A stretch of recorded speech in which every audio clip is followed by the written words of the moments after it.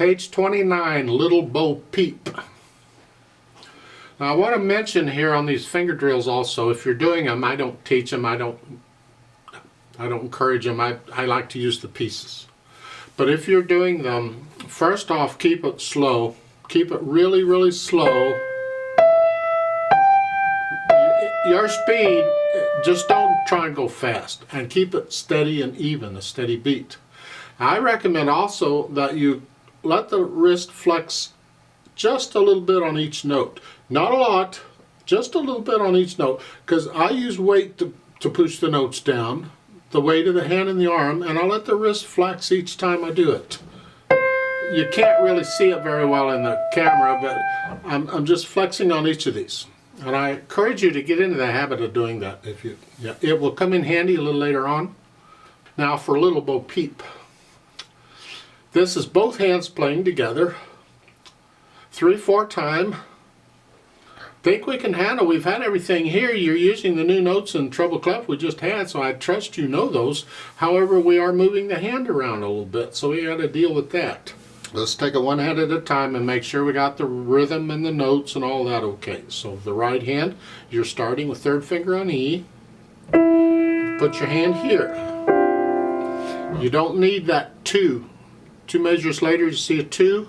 You don't need it. You're already there. I don't know why they're giving it to you, but I don't want you to be reading finger numbers is what I'm after. You only need it at the beginning to tell you where to put the hand. And after that, you need to read the notes and you use whatever finger's on that key. So we're here. So it's 1, 2, 3, 1, 2, 3, 1, 2, 3, 1, 2, rest.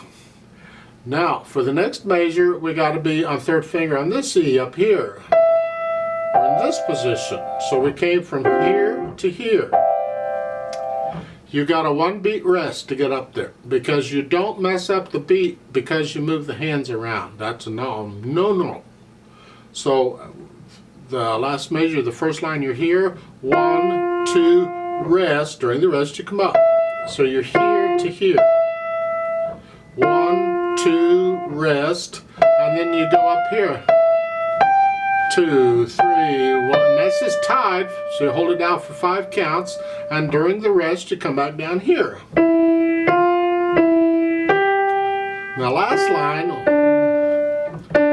1, 2. Now there's no rest. Well, isn't this fun? There's no rest. There's no time to get up here. Okay, I just as well talk to you a little bit about phrasing. A phrase, this is more advanced stuff, but if they're going to do this on you, then I'm going to tell you about that. A phrase is a musical sentence, because we talk in sentences. We just normally talk in sentences, and normally there's a little break or a little silence between the sentences. Usually we're taking a breath, huh? Well, in music we play in musical sentences, and if you just play the notes, play the melody, you can usually hear what the sentence is. For instance, at the beginning,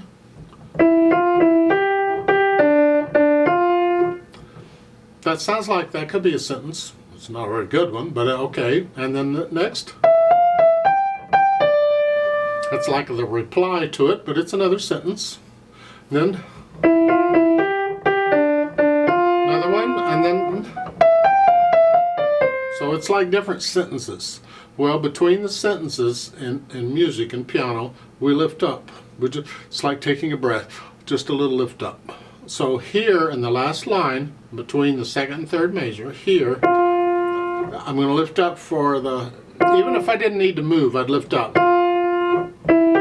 See, but instead of staying there, when I lift up, I'm going to move at the same time. So it's, and that takes practice because you don't have any rest or anything. You got to lift up. This is lift up and coming down, except I'm lifting up and moving and coming down. And it's so you have to practice that. We do practice moving the hands around in piano when we need to, because as I said before, you can't mess up the beat because you're moving the hands. No. So the last line is 1, 2, 3, 1, 2, and then lift up. You just cut the F a little bit short.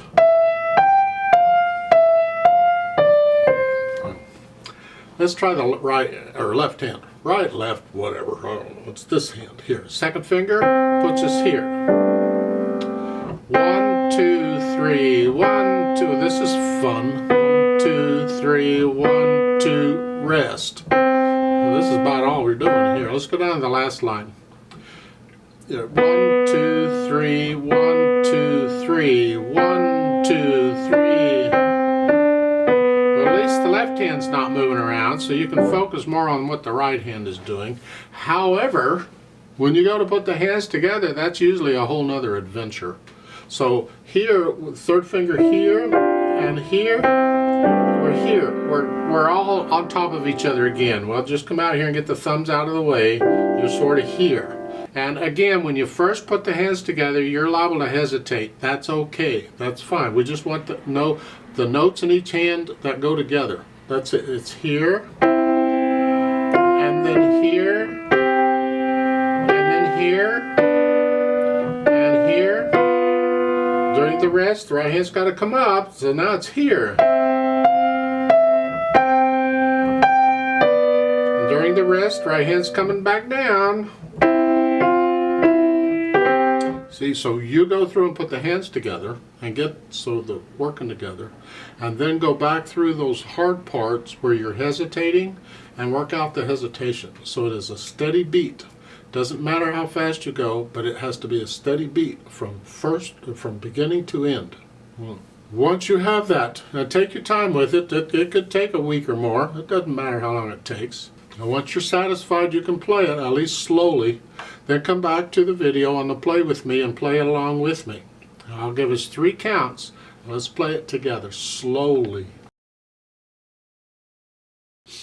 1, ready, go. 1, 2. 2. 1, 2. Rest. 2, 1, 2, 3, tie, 2, rest. 2,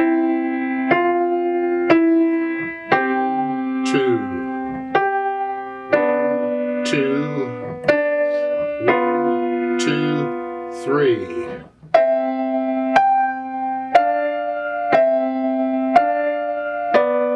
1, 2, 3, tie, 2, rest. Now there is an accompaniment to this.